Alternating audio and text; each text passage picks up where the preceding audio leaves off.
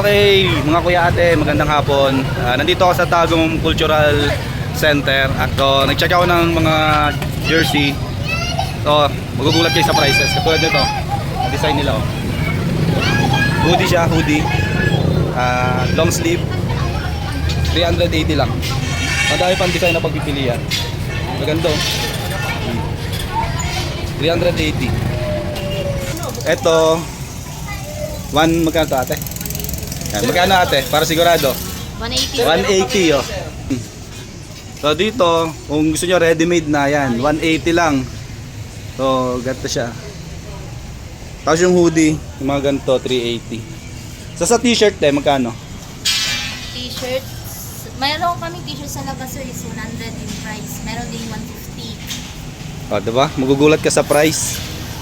100, tapos 150. Oh. Meron din silang Shopee, meron silang Lazada shop, Lazada store. Ito yung 100. Yes po. Tignan nyo yung design ng 100 nila. Hindi ka nalugi. O, diba? Panalong panalo. Tapos pwede nyo din daw itong ipa-personalize kung gusto niyo. Visit lang kayo sa shop nila sa Shopee and Lazada. Okay? So, mamimili muna ako. Bibili ako. Okay, bayad na. Dalawang t-shirt. Dalawang long sleeve. Isang long sleeve na hoodie. Alright.